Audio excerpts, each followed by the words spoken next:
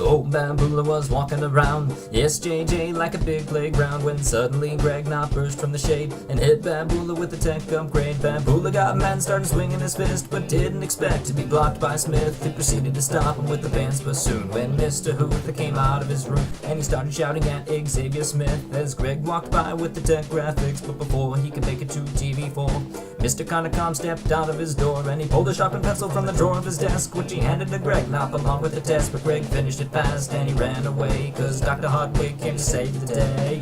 This is the ultimate showdown of SJJ faculty with teachers, staff, and some counselors, as far as the eye can see, and only one will know all. I wonder who it will be. This is the ultimate showdown of SJJ faculty.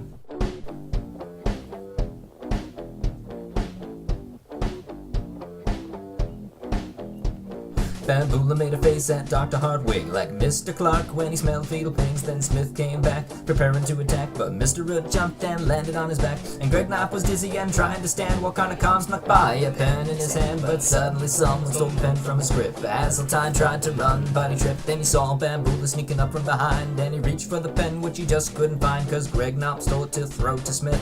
But Mr. Root deflected it with his fist. Then he jumped to the ground and he did a handstand, while Mr. Conacom cut straight through the band towards Dr. Hardwick, but they collided to the floor. Then Mr. Bombers let out a thunder and roar. This is the ultimate showdown of SJJ faculty with teachers, staff, and some counselors, as far as the eye can see, and only one will know all. I wonder who it will be. This is the ultimate showdown. The teachers cried out, and so did Miss Schimmel. Down from the stairwell descended John Hinkle, who moved his queen forward and called for checkmate, while Mr. Hazeltine just sat and stared at his face. He let out a sigh, a loud, long no, as Greg Knott turned to run toward the studio. But John caught up, and before Greg could speak, he was handed a jug written, "See me next week."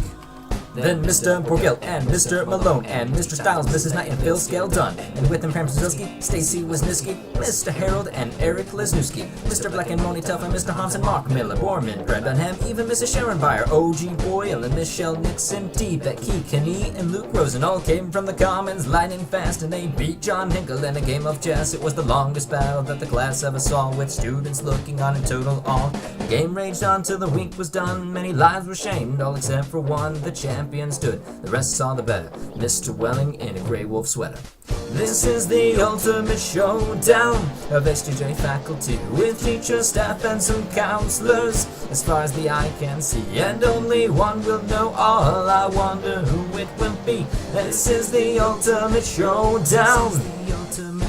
This is the ultimate showdown. This is the ultimate showdown of SJJ faculty.